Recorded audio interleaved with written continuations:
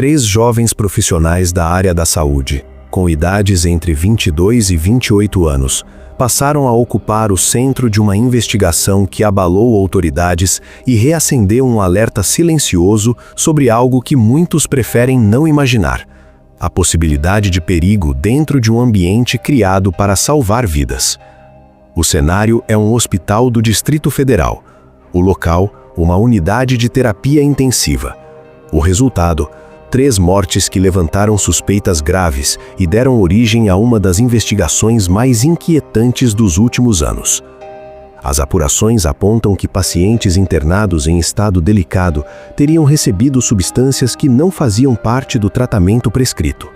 A administração teria ocorrido diretamente na corrente sanguínea, em um procedimento que não constava nos protocolos médicos. Especialistas consultados durante a investigação explicam que o uso inadequado desse tipo de substância pode provocar colapsos severos no organismo e, em determinados casos, dificultar a identificação imediata da verdadeira causa da morte. Os episódios passaram a ser investigados como homicídios e foram reunidos sob o nome de Operação Anubis, uma referência simbólica ao deus egípcio associado à passagem entre a vida e a morte. O nome, por si só, carrega um peso perturbador. Quando a linha de investigação aponta para dentro de um hospital, uma pergunta inevitável surge: onde está a segurança quando nem mesmo um leito de UTI parece ser um lugar seguro? Entre novembro e dezembro de 2025, em um intervalo de pouco mais de 2 semanas, 3 pacientes morreram após apresentarem uma piora repentina e inexplicável no quadro clínico. Todos estavam internados no Hospital Anchieta, em Taguatinga. Em comum, além do local, havia a rapidez com que os sintomas se agravaram e o desfecho idêntico registrado nos prontuários: parada cardiorrespiratória. O que despertou a atenção das equipes médicas foi a sequência dos acontecimentos. Os pacientes chegaram à UTI com quadros que, apesar de graves, estavam sob monitoramento e tratamento. Em pouco tempo, após intervenções de rotina, os sinais vitais entraram em colapso. As tentativas de reversão não tiveram sucesso. À medida que os registros eram analisados, um nome passou a se repetir de forma insistente. Marcos, técnico de enfermagem, aparecia ligado aos atendimentos das 3 vítimas.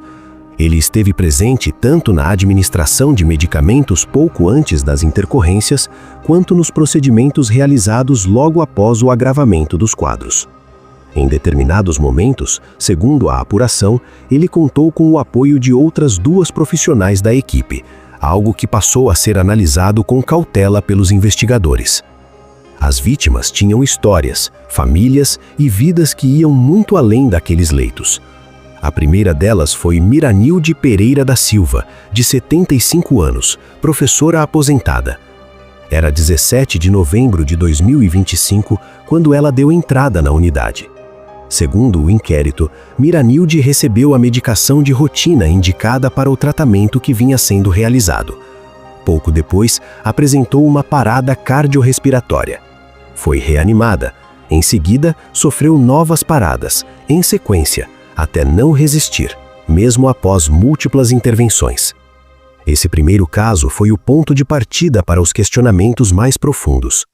O que de fato havia sido administrado? Os protocolos foram seguidos corretamente? As respostas não estavam claras. A administração do hospital passou a revisar imagens internas de segurança, que não foram divulgadas publicamente, e identificou condutas consideradas atípicas durante o atendimento. As informações reunidas até aquele momento indicavam a possibilidade de que uma substância sem prescrição médica tivesse sido administrada à professora em um contexto que não fazia parte do tratamento indicado.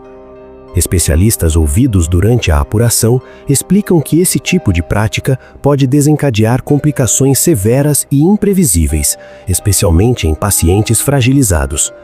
A sequência de eventos registrada naquele dia passou a ser vista sobre outra perspectiva. Miranilde não resistiu. Deixou 4 filhos e 7 netos. Segundo o Sindicato dos Professores, sua trajetória foi marcada por anos de dedicação à educação na Regional de Ensino de Ceilândia, com uma atuação lembrada pela sensibilidade e pelo cuidado com as crianças. Uma vida inteira resumida a números em um relatório, mas impossível de ser reduzida a estatísticas. No mesmo dia, poucas horas depois, outra morte foi registrada no hospital. O quadro clínico apresentava semelhanças inquietantes. A vítima era João Clemente Pereira, de 65 anos, servidor público, morador do Riacho Fundo e supervisor de manutenção da Companhia de Saneamento Ambiental do Distrito Federal. Assim como no caso anterior, ele apresentou uma piora abrupta e morreu após uma parada cardiorrespiratória. A família afirmava que João Clemente não tinha histórico de problemas cardíacos. Inicialmente, cogitou-se a possibilidade de uma falha médica ou de causas naturais. A dor da perda estava acompanhada da confiança de que tudo havia sido feito corretamente. No entanto, à medida que a investigação avançava, novas informações vieram à tona. A apuração revelou que o mesmo profissional esteve presente durante a administração de medicamentos e também nas tentativas de socorro. A coincidência começou a ganhar peso. Para os familiares, além do luto, surgiu a angústia de considerar que a morte pudesse não ter sido natural. A ideia de que alguém confiado para cuidar pudesse ter contribuído para o desfecho tornou o sofrimento ainda mais profundo. Enquanto esses dois casos eram analisados, os investigadores passaram a revisar escalas, prontuários, imagens e registros internos. O padrão começava a se desenhar lentamente, como peças de um quebra-cabeça que, quando unidas, revelavam algo que ninguém queria enxergar. Ainda faltava compreender até onde essa sequência se estendia e se haveria mais vítimas. E foi então que um terceiro nome surgiu nos relatórios, ampliando ainda mais a dimensão do caso. O terceiro nome que passou a constar nos relatórios foi o de Marcos Moreira, carteiro, morador de Braslândia, pai de uma menina de apenas 5 anos. Marcos deu entrada no Hospital Anchieta com dores abdominais. À primeira vista, o quadro não indicava risco imediato de morte. Ainda assim, poucos dias depois, no dia 1º de dezembro de 2025, ele não resistiu. Segundo o relato do pai, a família tentou acompanhar de perto a internação. Houve dificuldades para obter informações claras sobre o que estava acontecendo. Na primeira tentativa de visita, Marcos não conseguiu se comunicar. Na segunda, o pai foi informado de que o filho passava por um procedimento e permaneceu na sala de espera. Pouco tempo depois, veio a notícia que ninguém espera receber. Marcos havia morrido. Assim como nos casos anteriores, a morte foi registrada como parada cardiorrespiratória. E mais uma vez, o mesmo profissional aparecia nos registros. O padrão se repetia: administração de medicação, agravamento repentino, tentativa de socorro e desfecho fatal. 3 histórias diferentes, unidas por uma sequência de eventos inquietantemente semelhante. A partir desse ponto, a investigação ganhou um novo peso. Não se tratava mais de um episódio isolado, nem de uma coincidência médica improvável.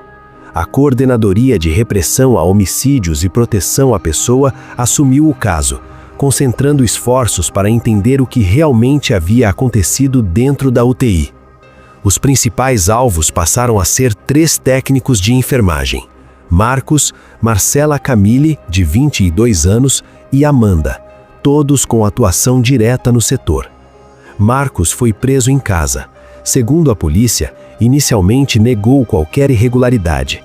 No entanto, ao ser confrontado com imagens internas e outros elementos reunidos durante a apuração, acabou confessando a participação nos fatos. Marcela Camille também admitiu envolvimento.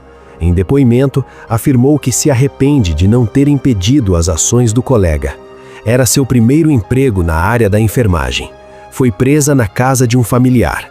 Amanda, a terceira suspeita, foi detida ao sair da residência de um parente.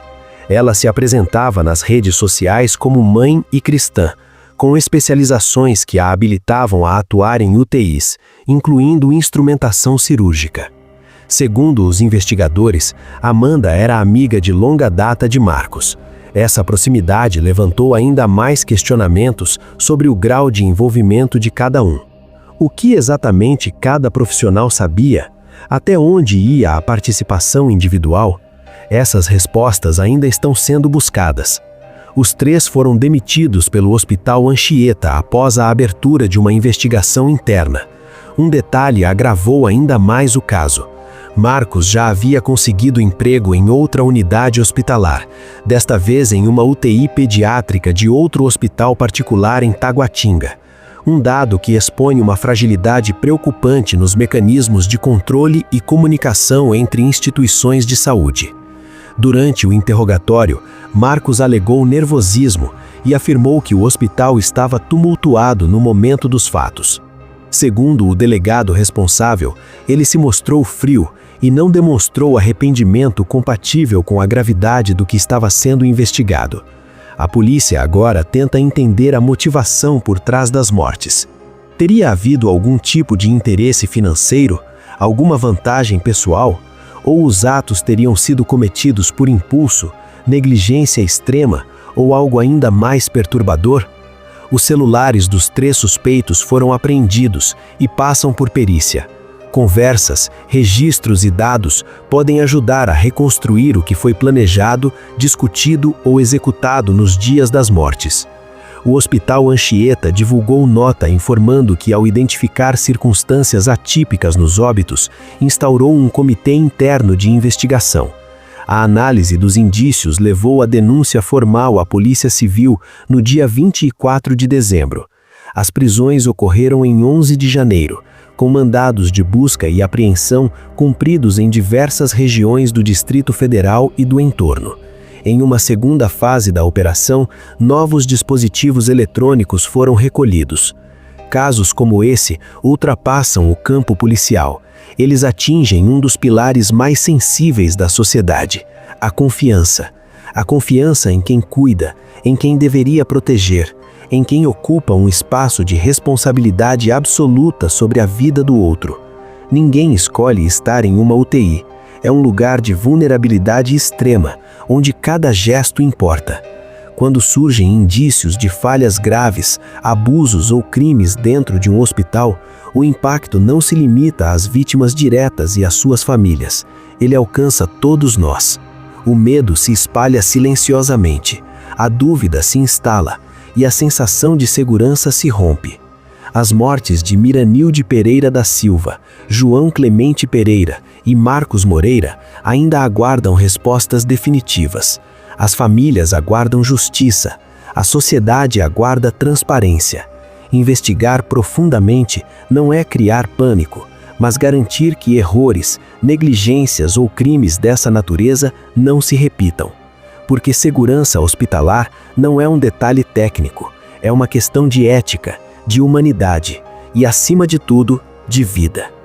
Se você acredita que histórias como essa precisam ser contadas com responsabilidade, profundidade e respeito às vítimas, inscreva-se no canal. Aqui, cada narrativa busca ir além da superfície, trazendo reflexão, informação e consciência.